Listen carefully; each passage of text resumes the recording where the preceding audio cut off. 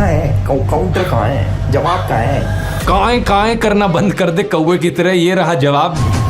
खतरनाक George Soros, जिनके बारे में इतनी कंस्पिरेसी थ्योरीज फैलाई जाती हैं, इनके बीजेपी के साथ मैंने डायरेक्ट लिंक्स दिखा दिए। लेकिन एल्विश ने जो लिंक बताया हर्ष मंदर का मेरे साथ, आप भी सुनकर चौंक जाएंगे कि कोई इस लेवल का बेवकूफ कैसे हो सकता है। वैसे मुझे तो लगता है ये खुद ही इतना बेवकूफ है, क्योंकि इसने ये भी नहीं नोटिस किया कि ये वाला जो आदिल अमन था जो मेरे फेसबुक ग्रुप में था, उसके नाम की स्पेलिंग अलग थी और इस वाले आदिल अमन के नाम की स्पेलिंग अलग है। ऑलरेडी तेरे ऊपर इतने सारे कोर्ट केसेस चल रहे हैं, जमानत पर तू बाहर है, और फिर वीडियो में ऐसी आकर बकवास करता है कि और तेरे ऊपर कोर्ट केसेस आ जाए। नमस्कार दोस्तों, कभी बिटोड़ा देखा है आपने? ये चीज, इसमें गोबर के बने हुए उपले रखे जाते हैं। हरियाणवी में एक कहावत है कि बिटोड़े के मुंह से उपले ही निकलेंगे। अभी कुछ हफ्ते पहले किसी दोस्त ने मुझे कहा कि एल्विश यादव ने मेरे ऊपर एक वीडियो बनाया है, मेरा क्या कहना है उस वीडियो को लेकर। मैंने कहा भाई क्या यार, क्या उम्मीद करते हो, बिटोड़े के मुंह से उपले ही निकलेंगे। अब वैसे तो दोस्तों इन गोदी यूट्यूबर्स का एक पूरा झुंड बैठा है जिसने पिछले कुछ महीनों में मेरे ऊपर एक से बढ़कर एक हमले करने की कोशिश करी है। कोई मुझे कभी कुत्ता कहता है, कोई कॉकरोच कहता है, कोई कहता है कि मेरी वाइफ पाकिस्तानी है, तो कोई मुझे बुली कहता है। लेकिन इन सभी में से एल्विश सही मायनों में इन बेवकूफों का सरदार है, क्योंकि जितनी अनाप शनाप बातें इसने अपने वीडियो में करी ना मेरे बारे में, जितने दुनिया भर के झूठ इसने फैलाए, उतने शायद ही किसी ने फैलाए। इसने मुझ पर जो वीडियो बनाई उसका कई सारे यूट्यूबर्स ऑलरेडी काउंटर कर चुके हैं। जिन्होंने भगवा रंग पहन रखा वो छपरी है, कि सब छपरी हैं ये, जितने भी ये सैफरन गमछा ओढ़ते हैं। अरे एल्विश भाई, ध्रुव राठी ने ये कहीं नहीं कहा कि जो भगवा रंग पहनता है वो छपरी है, बल्कि वो लोग जो भगवा रंग पहन के मस्जिद के सामने जाकर हाथों में तलवार लेके घूमते हैं, वो लोग जो भगवा रंग पहन के राम का नाम खराब करते हैं, वो छपरी हैं। इसे बोलते हैं भाई साहब ब्रेन वॉशिंग। किस चीज का सिस्टम है? बच्चे बिगाड़ने का, गैम्बलिंग ऐप प्रमोट करने का, या फिर भांग पीकर वीडियो बनाने का, बियर पीकर वीडियो बनाने का, माहौल खराब करने का? आखिर किस चीज का सिस्टम? किसी भी चीज को यहां से वहां जोड़ दिया, कभी बोला कुछ, दिखाया कुछ, कभी तो बोलना ही नहीं आया ढंग से।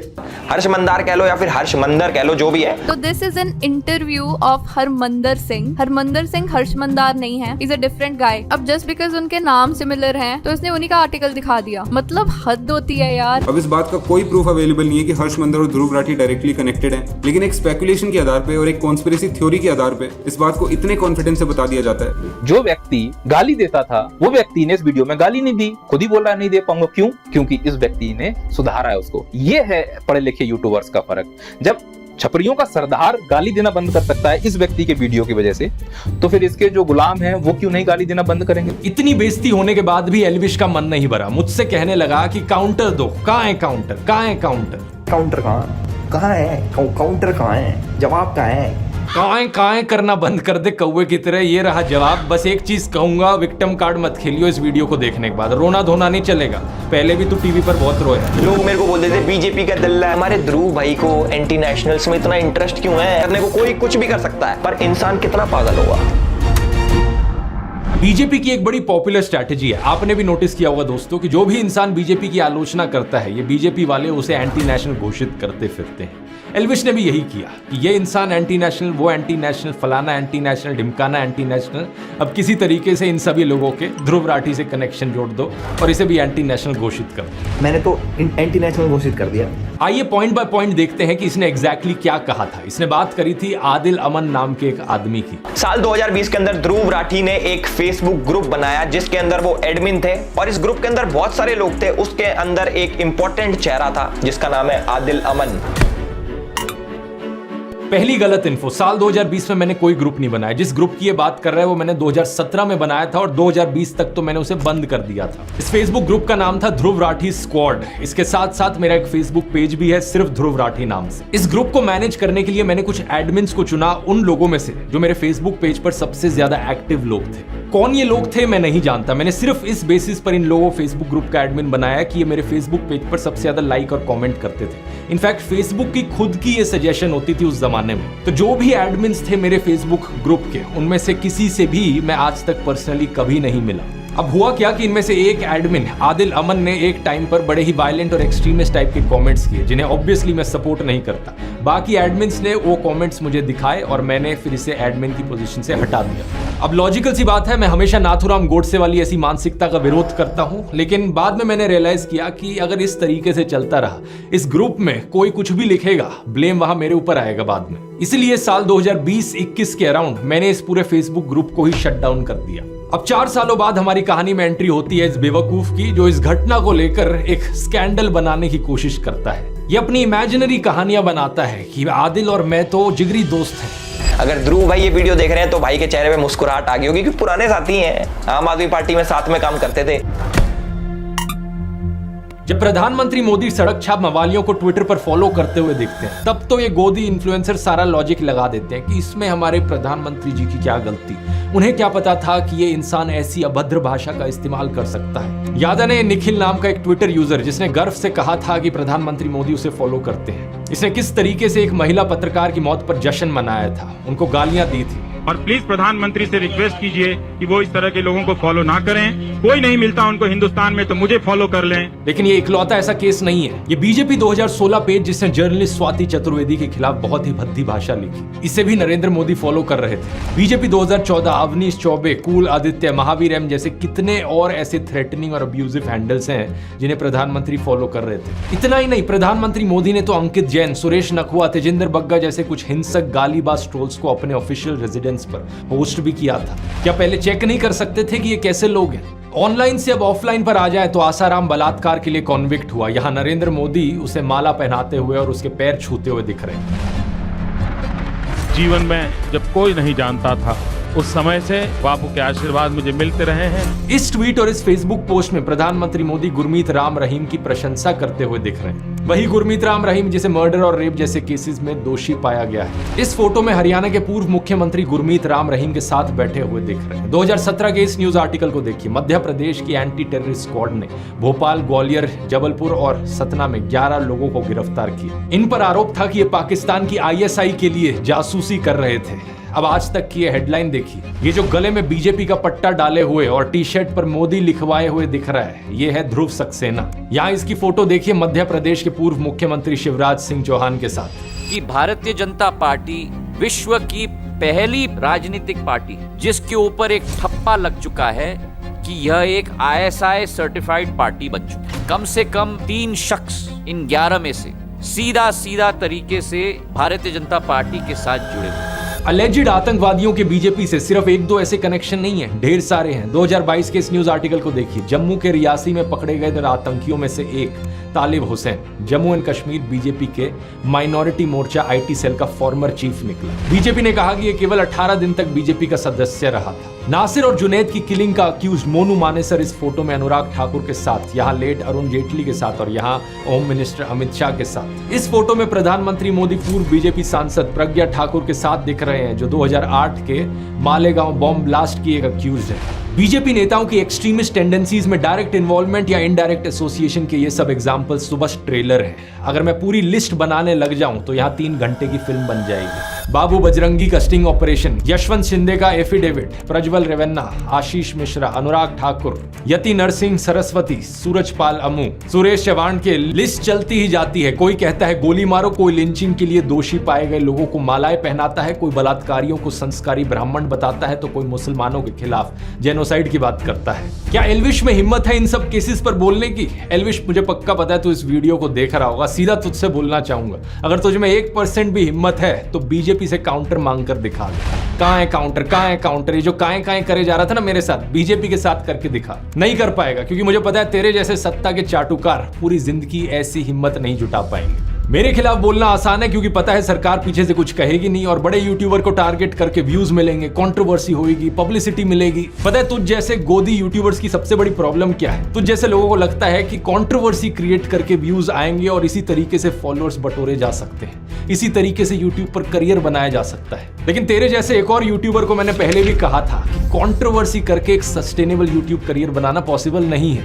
एक लिमिट तक ही लोग इस ड्रामे को बर्दाश्त करेंगे, उसके बाद लोगों को भी पता लग जाएगा तू ये ड्रामा जो करता है, कंट्रोवर्सी जो करता है, सिर्फ व्यूज के लिए करता है, पैसे के लिए करता है। असलियत में यूट्यूब पर अगर एक लॉन्ग टर्म करियर बनाना है तो उसके लिए ऑडियंस को कुछ जेन्युइन वैल्यू देनी पड़ेगी। ये चीज मैंने अपने यूट्यूब ब्लूप्रिंट कोर्स में सिखाई है। अगर तुझे नहीं समझ में आती तो जाकर कोर्स ले ले, तेरे लिए एक स्पेशल डिस्काउंट भी दे देता हूँ। कूपन कोड यूज कर elvish40 40% ऑफ मिलेगा। इस 7.5 घंटे के कोर्स में मैंने सब कुछ सिखाया है कि फिल्मिंग कैसे करनी है, एडिटिंग कैसे करनी है, मोनेटाइजेशन कैसे करी जाती है, इस करियर से पैसे कैसे कमाए जा सकते हैं बिना गैम्बलिंग और बेटिंग की एप्स को प्रमोट करें। ये भी तेरे लिए सीखना बहुत जरूरी है, क्योंकि जो अभी तेरा बिजनेस मॉडल है ना कि कंट्रोवर्सी करके व्यूज इकट्ठे करो और फिर इन गैम्बलिंग एप्स को प्रमोट करो, ये देश के यूथ का फ्यूचर बर्बाद कर रहा है। इस कोर्स में मैंने ढेर सारे और तरीके बताए हैं पैसे कमाने के, और सबसे इंपॉर्टेंट चीज सेकंड चैप्टर में बात करी है अपनी नीश कैसे चुननी है, अपनी स्किल्स और अपने पैशन के बल पर एक यूनिक यूट्यूब चैनल कैसे बनाना है। अब दोस्तों वैसे मुझे पता नहीं एल्विश यादव में कितनी स्किल्स हैं, तो इसका तो छोड़ो, लेकिन अगर आपको इंटरेस्ट है तो आप जरूर elvish40 कूपन कोड यूज कर सकते हो जाकर। जितने भी लोगों ने कोर्स लिया है उन्हें ये बेहद यूजफुल लगा है, और पिछले 10 सालों में यूट्यूब के करियर में मैंने जो भी कुछ सीखा है वो मैंने आपको इसमें सिखाया है। इस QR कोड को स्कैन कर सकते हैं या लिंक नीचे डिस्क्रिप्शन में भी मिल जाएगा। टॉपिक पर वापस आए तो आगे बंदा बात करता है जॉर्ज सोरस की। तो हर्ष मंदार है वो जॉर्ज सोरस के साथ काम करता है, जिसने 8,000 करोड़ की फंडिंग दे रखी है मोदी जैसे राष्ट्रवादी पीएम को हटाने के लिए और सरकार गिराने के लिए। ये जॉर्ज सोरस वाला प्रोपेगेंडा आपने जरूर व्हाट्सएप यूनिवर्सिटी पर कभी ना कभी देखा होगा। इसमें illuminati, new world order, Pakistan, China, America, वामपंथी, JNU, toolkit gang, Khan market gang, Congress वगैरह इन सब की साथ में बात करी जाती है। एक बिल्कुल खिचड़ी बना दी जाती है इन सब बड़े बड़े वर्ड्स की, और ये खिचड़ी मोदी भक्तों को खिलाई जाती है गुड मॉर्निंग मैसेज के साथ व्हाट्सएप पर। एल्विश अपने वीडियो में बार बार कहता है कि गूगल कर लो, गूगल कर लो, तो आइए गूगल करके देखते हैं कि कौन है ये जॉर्ज सोरस। जॉर्ज सोरस एक हंगेरियन अमेरिकन बिलियनियर है, और वे एक investor, hedge fund manager, short seller और फिलेंथ्रोपिस्ट है। बहुत सारे बड़े बड़े शब्द हैं, मैं जानता हूं एल्विश को हजम नहीं हुए होंगे, तो उसने सीधा व्हाट्सएप खोला और देखा कि व्हाट्सएप पर जो लिखा है वो बता देता हूं। 1992 में इन्होंने अपनी शॉर्ट सेलिंग से बैंक ऑफ इंग्लैंड को हिला दिया था, $1 बिलियन का प्रॉफिट कमाया था। 1997 में इन्होंने थाईलैंड और मलेशिया की करेंसीज को शॉर्ट कर दिया था, जिसकी वजह से एक फाइनेंशियल क्राइसिस देखने को मिली थी। उसी साल इन्होंने दी अटलांटिक में एक आर्टिकल लिखा था जिसमें इन्होंने कहा कि वैसे तो मैंने फाइनेंशियल मार्केट्स में छप्पर फाड़ कमाई की है, लेकिन अब मुझे लगता है कि लेसे फेयर कैपिटलिज्म, यानी जहां कोई रेगुलेशंस ना हो, ऐसा कैपिटलिज्म एक खतरा है ओपन सोसाइटी के लिए। ओपन सोसाइटी का मतलब है एक ऐसी दुनिया जहां डेमोक्रेटिक गवर्नेंस हो, फ्रीडम ऑफ एक्सप्रेशन हो और इंडिविजुअल राइट्स के लिए रिस्पेक्ट की जाए। ऐसी सोसाइटी बनाने के लिए इन्होंने दुनिया के 100 देशों में अपनी ओपन सोसाइटी फाउंडेशन बनाई। इस ओपन सोसाइटी फाउंडेशन ने इंडिया में अपने कदम रखे साल 1999 में, जब अटल बिहारी वाजपेयी हमारे देश के प्रधानमंत्री थे। इनिशियली ये इंडियन इंस्टीट्यूशंस में स्टडी और रिसर्च के लिए स्टूडेंट्स को फेलोशिप्स और स्कॉलरशिप्स देते थे। ये सिर्फ साल 2014 में ही था कि इन्होंने अपना India specific grant making programme शुरू किया। इसके तहत इन्होंने अलग अलग सेक्टर्स में काम करने वाली लोकल ऑर्गेनाइजेशंस को सपोर्ट किया, जैसे कि साइको सोशल डिसेबिलिटीज वाले लोगों के लिए community living, public services, rights को स्ट्रेंथन करना, justice system reforms, medicine access. इनके सोशल इंपैक्ट इन्वेस्टमेंट्स ने 2 वेंचर्स को फंड किया है, नियो ग्रोथ और कैपिटल फ्लोट। इन दोनों वेंचर्स ने इंडिया के 40,000 से ज्यादा छोटे बिजनेसेस को $300 मिलियन की अफोर्डेबल फाइनेंसिंग दी है। जैसे कि 2017 का ये न्यूज आर्टिकल देखिए, कैपिटल फ्लोट फाइनेंशियल ईयर 2018 में 5,000 करोड़ के लोन्स डिसबर्स करेगी स्मॉल और माइक्रो बिजनेसेस को। 2022 में कैपिटल फ्लोट का नाम हो गया एक्सियो। थोड़ा और गूगल करोगे तो पता चलेगा कि इस कंपनी के फाउंडर्स कौन हैं, गौरव हिंदुजा और शशांक ऋष्यश्रिंग, जिन्होंने स्टैनफोर्ड यूनिवर्सिटी से अपनी MBA की है। और गौरव हिंदुजा के बारे में अगर आप गूगल करोगे तो इनका ट्विटर अकाउंट सामने आएगा, जिसमें इनके वेरीफाइड फॉलोअर्स में आप देख सकते हो बीजेपी के नेता कपिल मिश्रा। फिर शशांक का नाम गूगल करो, शशांक की शादी के बारे में ये न्यूज आर्टिकल सामने आएगा। देखिए यहाँ कौन गेस्ट आए थे इस शादी को अटेंड करने। मुकेश अंबानी की मदर कोकिलाबेन अंबानी, बीजेपी नेता लाल कृष्ण आडवाणी और बीजेपी नेता देवेंद्र फडणवीस। तो ये एलिजिडली खतरनाक जॉर्ज सोरस, जिनके बारे में इतनी कंस्पिरेसी थ्योरीज फैलाई जाती हैं, इनके बीजेपी के साथ मैंने डायरेक्ट लिंक्स दिखा दिए। लेकिन व्हाट्सएप पर झूठी खबरें क्या फैलाएंगे ये लोग कि भाई मुझे जॉर्ज सोरस से फंडिंग आती है। इंडियन एक्सप्रेस की एक इन्वेस्टिगेशन से पता चला कि जॉर्ज सोरस की ओपन सोसाइटी फाउंडेशन के वर्ल्ड वाइड 68 ऐसे प्रोजेक्ट्स हैं जिनकी फंडिंग होती है UN डेमोक्रेसी फंड से, और इंडिया इस यूनाइटेड नेशंस डेमोक्रेसी फंड में 4th हाईएस्ट कंट्रीब्यूटर है। इसका मतलब समझ रहे हो दोस्तों, इनडायरेक्टली जॉर्ज सोरस की फंडिंग करती है मोदी सरकार। इन्हीं जॉर्ज सोरस ने चाइना के जी जिनपिंग के बारे में कहा कि चाइना के प्रेसिडेंट ओपन सोसाइटीज के लिए सबसे खतरनाक ओपोनेंट है। इन्होंने इंटरनेशनल कम्युनिटी को यह कहा है कि चाइना की हाईटेक कंपनीज पर क्रैकडाउन किया जाए। इन्होंने चाइना के बेल्ट एंड रोड इनिशिएटिव की भी सख्त आलोचना की थी। इतना ही नहीं, 2017 में पाकिस्तान ने ओपन सोसाइटी फाउंडेशन की पाकिस्तान ब्रांच को बंद करने का आदेश दिया था। तो जिस जॉर्ज सोरोस को ये लोग विलन बनाने की कोशिश करते हैं, वो तो ओपनली चाइना और पाकिस्तान के खिलाफ बोलते हैं। इतना ही नहीं, इन्होंने अमेरिका में रेसिज्म को खत्म करने के लिए भी एफर्ट्स किए हैं। इन्होंने इनकम इनइक्वालिटी के खिलाफ भी आवाज उठाई है। कुछ और अमीर लोगों के साथ मिलकर इन्होंने अमेरिकन गवर्नमेंट को एक लेटर भी लिखा था, जिसमें कहा कि मिडिल क्लास और गरीब लोगों के बजाय अमीरों से टैक्स वसूला जाए। इन्होंने कहा कि हमारे जैसे अमीर लोग जिनके पास $50 मिलियन से भी ज्यादा पैसा है, इनके ऊपर 2 से 3% का वेल्थ टैक्स लगाया जाना चाहिए। तो ओवरऑल आप देख सकते हैं कि जॉर्ज सोरोस चाइना के ओपनली खिलाफ बोलते हैं, पाकिस्तान को इनसे तकलीफ है, अमेरिका में रेसिज्म और इनकम इनइक्वालिटी का ये विरोध करते हैं, अनरेगुलेटेड कैपिटलिज्म के खतरों पर ये बात करते हैं, इंडिया में स्टूडेंट्स को फेलोशिप दी है इन्होंने, फार्मर्स को पैसा दिया है इनकी ऑर्गेनाइजेशन ने, 40,000 से ज्यादा स्मॉल बिजनेसेस को इजी लोन्स प्रोवाइड करवाए हैं, फ्रेशवर्क्स जैसी इंडिया की कई स्टार्टअप्स में इनकी इन्वेस्टमेंट है, और इंडियन गवर्नमेंट यूनाइटेड नेशंस के डेमोक्रेटिक फंड में डोनेट करती है, जहां से इनके वर्ल्ड वाइड प्रोजेक्ट्स को पैसा मिलता है। यहां तक सुनने में तो सब ठीक ही लग रहा है, तो फिर प्रॉब्लम क्या है? प्रॉब्लम यह है कि इन्होंने इंडिया में डेमोक्रेसी के इरोजन पर कंसर्न जताया। प्रॉब्लम यह है कि इन्होंने नरेंद्र मोदी के खिलाफ भी बोला। प्रधानमंत्री मोदी और गौतम अडानी के एलिजिड नाजायज संबंधों के बारे में इन्होंने बात की। इन्होंने कहा कि नरेंद्र मोदी को अडानी क्राइसिस पर सवालों के जवाब देने होंगे ताकि फॉरेन इन्वेस्टर्स का विश्वास ना डगमगाए। Modi and business tycoon Adani are close allies. Modi is silent on the subject, but he will have to answer questions from foreign investors and in parliament. और आप तो जानते ही हो कि गोदी इकोसिस्टम के हिसाब से मोदी भारत है और भारत मोदी है इन लोगों के लिए। इसलिए कोई भी प्रधानमंत्री मोदी की आलोचना करे, इन लोगों का गैंग उसे भारत विरोधी डिक्लेयर कर देता है, फिर चाहे वो रियाना हो, भारत के किसान हो या फिर जॉर्ज सोरोस हो। अब ये सारा तो व्हाट्सएप और गोदी मीडिया पर घूम रहा प्रोपेगेंडा है, लेकिन एल्विश की बेवकूफी तो इससे भी ज्यादा कमाल की है। एल्विश कहता है कि जॉर्ज सोरोस को राहुल गांधी की आंटी जानती है, इसलिए वो आंटी हमारे देश के लिए खतरा है। जो हमारे जॉर्ज सोरोस हैं वो हमारे राहुल गांधी जी की आंटी फौरी नेहरू के बहुत ही करीबी दोस्त हैं। गूगल पर सर्च करो तो पता चलेगा कि 2017 में ऑलरेडी इनका देहांत हो चुका है, 108 साल की उम्र पर। एक ऐसी महिला जो आज से 7 साल पहले ही गुजर चुकी है, वो भी 108 साल की उम्र पर। एल्विश की राय में वो देश के लिए खतरा है। और वैसे तो 2009 का इंडियन एक्सप्रेस का ये आर्टिकल देखो, जिसमें बताया गया है कि फौरी नेहरू नेटिवली हंगरी से है, जहां से जॉर्ज सोरोस भी हैं। जॉर्ज सोरोस की तरह वो भी ज्यूइश थी। जब इंडिया में उनकी लव मैरिज हुई तो उन्होंने अपना नाम कर लिया था शोभा नेहरू। इस 2009 के आर्टिकल की हेडिंग है, मिस्टर सोरोस एक पुरानी दोस्त से मिलने गए। लेकिन 14 साल बाद 18 फरवरी 2023 में इसी को 2 गोदी वेबसाइट्स पब्लिश करती हैं और कहती हैं खुलासा खुलासा, जानिए बड़ा खुलासा है। 14 साल पुराने आर्टिकल को दिखाकर ये लोग नया खुलासा कहते हैं। ऐसा ही कुछ किया गया farmer prime minister Manmohan Singh की बेटी अमृत सिंह को लेकर। वैसे तो 2013 का यह आर्टिकल है जहां लिखा है, प्रधानमंत्री की बेटी को मानव अधिकार कानून में जबरदस्त काम करने के लिए सम्मानित किया गया। उनकी रिपोर्ट का नाम था globalising torture, CIA secret torture and extraordinary rendition. यहां उन्होंने 136 लोगों के बारे में बताया जिन्हें टेरर सस्पेक्ट्स बनाकर 54 देशों की जेलों में डिटेन किया गया, टॉर्चर किया गया। और यहां पर यह भी बताया गया है कि वो ओपन सोसाइटी जस्टिस इनिशिएटिव के साथ काम कर रही हैं, जिन्होंने इस रिपोर्ट को पब्लिश भी किया है। लेकिन इसके 7 साल बाद गोदी मीडिया वेबसाइट इसे भी छापकर कहती है, ये देखो नया खुलासा खुलासा खुलासा। लेकिन लेटेस्ट इंफॉर्मेशन अगर पता करने की कोशिश करी होती तो अब ये ओपन सोसाइटी फाउंडेशन में काम कर भी नहीं रही है। अब ये स्टैनफोर्ड यूनिवर्सिटी में लॉ की प्रोफेसर है। इसके बाद एल्विश बात करता है हर्ष मंदर की। हर्ष मंदार कह लो या फिर हर्ष मंदर कह लो, जो भी है। नहीं, पहली बात तो जो भी नहीं होता है, हर्ष मंदर है उनका नाम। कल को तेरे नाम को भी ऐसे करके कोई बोले कि एल्विश कह लो या एल्विश कह लो, जो भी है, ऐसे नहीं होता।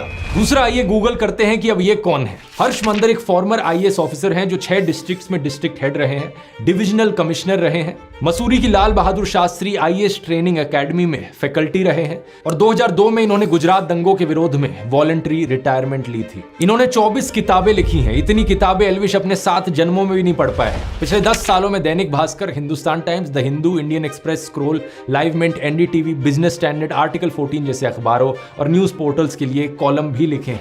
श्याम बेनेगल की फिल्म समर इनकी लिखी हुई 2 कहानियों पर बेस्ड है। इन्होंने बहुत से कॉलेज यूनिवर्सिटीज में लेक्चर लिए हैं, जैसे कि IIM Ahmedabad, NALSA university of law, MIT, Boston, university of California, institute of development studies. 2010 से 2012 तक ये यूपीए सरकार द्वारा बनाए गए नेशनल एडवाइजरी काउंसिल के मेंबर थे। कई इंपॉर्टेंट बिल्स ड्राफ्ट करने में इनका योगदान रहा है, जैसे कि right to information, right to education, food security bill, child labour abolition. इन्होंने लिंचिंग्स के विरोध में कारवाए मोहब्बत कैंपेन चलाया और इन्हें इनके काम के लिए बहुत सारे अवार्ड्स मिले हैं, जैसे कि M A. Thomas National Human Rights Award 2002, Christy Harmony Award 2012 या क्वाइड मिलेथ अवार्ड 2020। लेकिन इस अनपढ़ बेवकूफ एल्विश के अनुसार ये भी एंटी नेशनल है। आप पूछोगे क्यों? क्योंकि इन्होंने जॉर्ज सोरोस की ओपन सोसाइटी फाउंडेशन के साथ काम किया है। वही हर्ष मंदार जो कि जॉर्ज सोरोस के लिए काम करता है। मतलब बिना सर पैर के जो मन में बकवास आए बोल डालो। अब सबसे इंटरेस्टिंग बात है कि इन सबसे मेरा क्या रिलेशन है। आज तक असलियत में दोस्तों मैं हर्ष मंदर से कभी मिला नहीं, ना मेरी उनसे आज तक कभी बात हुई। इनका नाम मैंने पहली बार एल्विश के वीडियो से ही सुना और जो भी ये इन्फॉर्मेशन मैंने आपको निकाल कर दी, इसका वीडियो देखने के बाद गूगल करके रिसर्च करके आपको दिखाई। लेकिन एल्विश ने जो लिंक बताया हर्ष मंदर का मेरे साथ, आप भी सुनकर चौंक जाएंगे कि कोई इस लेवल का बेवकूफ कैसे हो सकता है। एल्विश ने कहा कि मैंने सीए और मणिपुर पर जो वीडियो बनाया वो मैंने हर्ष मंदर के ट्वीट देखकर बनाया। 4 अगस्त 2023 को हर्ष मंदार ट्वीट करते हैं मणिपुर दंगों के ऊपर और ठीक 2 दिन बाद हमारे ध्रुव भाई की वीडियो आ जाती है।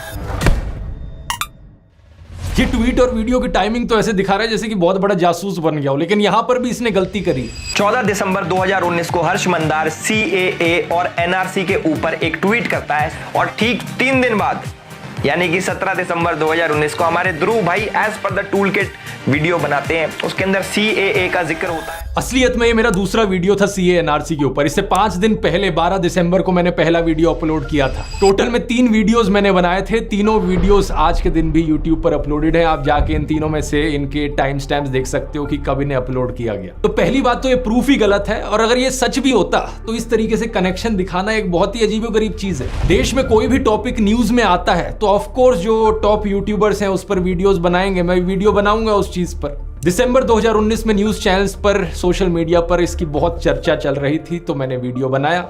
मेरे साथ साथ लाखों लोगों ने इस पर ट्वीट किए, फेसबुक पर पोस्ट किए। सेम चीज मणिपुर के लिए भी कही जा सकती है। जब मणिपुर का इशू चल रहा था तो मैंने उस पर वीडियो बनाया। अब लाखों लोगों के ट्वीट्स में से किसी एक इंसान को पकड़ लेना और कहना कि देखो इस इंसान के ट्वीट के बाद मैंने अपना वीडियो बनाया, भाई क्या लॉजिक है यार ये। और मणिपुर पर वो वीडियो बनाने का ख्याल मुझे इसलिए आया क्योंकि मणिपुर की ट्रैजिक क्लैशेस में उन 2 औरतों की वीडियो ने हर एक इंसान की आत्मा को झकझोर दिया था। हर एक इंसान जिसकी जमीन मरी नहीं हुई थी, जिसकी आत्मा बिकी नहीं हुई थी, उसने इस टॉपिक की बात करी है। लेकिन एल्विश जैसे सत्ता के चाटुकार का मुंह बिल्कुल बंद था मणिपुर जैसे इशू पर, और फिर कहता है कि मैं तो बड़ा नेशनलिस्ट हूं। हम तो भैया देश प्रेमी है खूब। अब हमें कुछ भी कह लो देश प्रेम हमारे अंदर भरा है। यहाँ पूरे शरीर में देश प्रेम भरा है। कुछ शर्म आती है तुझे या नहीं? रिसेंटली तुझसे नीट एग्जाम के बारे में पूछा गया तो तेरे मुंह में छाले पड़ गए, दांत दिखाकर हंसने लगा।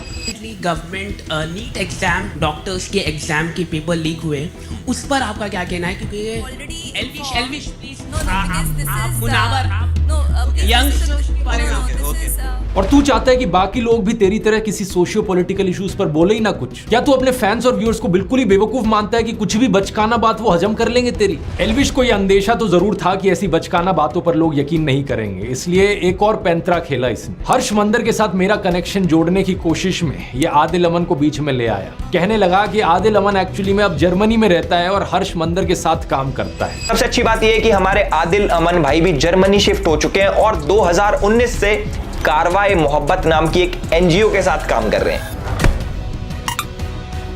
इसके लिए इसने एक फेसबुक प्रोफाइल दिखाई पीछे प्रूफ के तौर पर, और जानते हो क्या दोस्तों, ये किसी और आदिल अमन की फेसबुक प्रोफाइल थी। लिटरली यहाँ पर 2 अलग अलग इंसानों की बात करी जा रही थी। या तो ये खुद इतना बेवकूफ है कि इसने चेक भी नहीं किया कि यहाँ पर किसका फेसबुक प्रोफाइल दिखा रहा है, या फिर ये सही मायनों में अपने व्यूअर्स को बेवकूफ समझता है। वैसे मुझे तो लगता है ये खुद ही इतना बेवकूफ है क्योंकि इसने ये भी नहीं नोटिस किया कि ये वाला जो आदिल अमन था जो मेरे फेसबुक ग्रुप में था, उसके नाम की स्पेलिंग अलग थी और इस वाले आदिल अमन के नाम की स्पेलिंग अलग है। ये नहीं सोचा इसने कि सेम इंसान कैसे हो सकते हैं। ये जो दूसरा वाला आदिल अमन है, इसकी ये फेसबुक पोस्ट देखी है।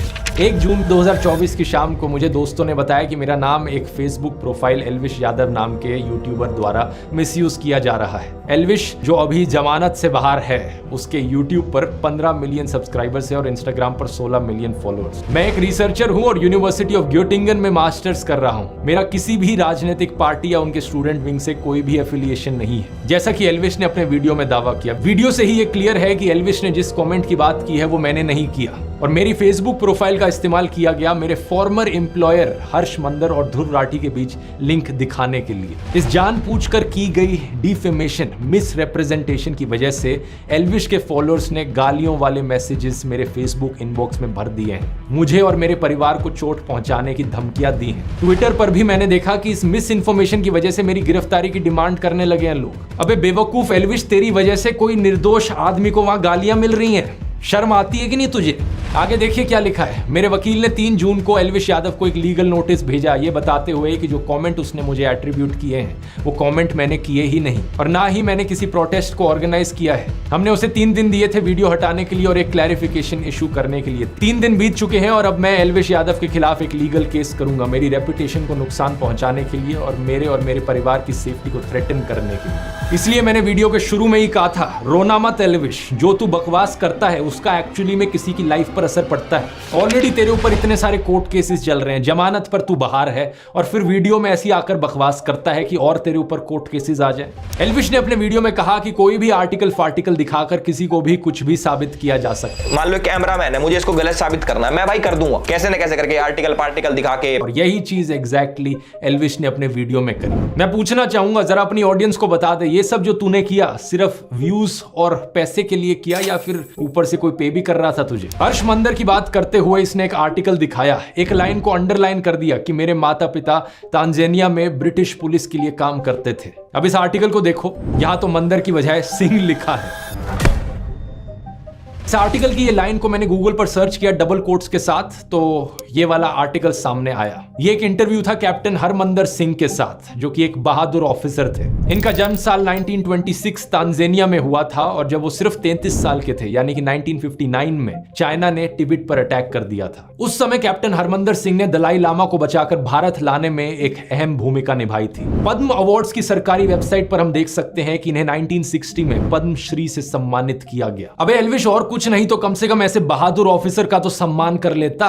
माना कि तू अनपढ़ टाइप का है, लेकिन क्या इतना भी पढ़ना नहीं आता कि हर्ष मंदर और हरमंदर सिंह में डिफरेंशिएट कर सके? और वैसे मैं आपको बता दूं दोस्तों, हर्ष मंदर इन्हीं कैप्टन हरमंदर सिंह के बेटे हैं। यहां पर अगर हर्ष मंदर भी चाहें तो वो भी सीधा सीधा एल्विश के ऊपर डिफेमेशन का केस कर सकते हैं। इतना ही नहीं, former prime minister Manmohan Singh ji की बेटी अमृत सिंह के खिलाफ जो तूने झूठ फैलाया है वो भी केस कर सकती हैं तेरे ऊपर। और तो और मैं भी केस कर सकता हूं तेरे ऊपर डिफेमेशन का। मेरे लॉयर ने कहा कि जो भी तूने बकवास करी है इस वीडियो में वो सीधे तौर पर क्रिमिनल डिफेमेशन का केस बनता है। अगर ये सारे और केसेस कल को तेरे ऊपर हो गए तो फिर विक्टिम कार्ड मत खेलियो, मैंने पहले ही वार्न किया था इस वीडियो में। जितने फालतू के फर्जी लिंक्स एल्विश ने मेरे बनाने की कोशिश करी और लोगों के साथ, उससे सीधा कनेक्शन मैं इसका बना सकता हूं। एल्विश ने अपने एक वीडियो में अखिलेश यादव को सपोर्ट दिखाया था। वैसे हम तो भाई अखिलेश के सपोर्टर है भाई, यादव बिरादरी जिंदाबाद कर रखी है हमने पूरे यूपी में, तो भाई बताओ कि क्यों ना करें हम अखिलेश को सपोर्ट। अखिलेश यादव के अलायंस पार्टनर कौन है? राहुल गांधी। तो अगर ये राहुल गांधी को देशद्रोही ठहरा रहा था वहां पर अपने वीडियो में, तो ये खुद भी देशद्रोही हुआ। और दूसरी तरफ बीजेपी से भी तेरे इतने ही लिंक्स हैं, इतने सारे पॉलिटिशियंस के साथ जाकर तूने फोटो खिंचाई है, शो ऑफ किया है, अपना सपोर्ट जताने की कोशिश करी है। तो चाहे इस तरफ से हो चाहे उस तरफ से, तेरे भी फालतू के कैसे कनेक्शंस बनाए जा सकते हैं और तुझे भी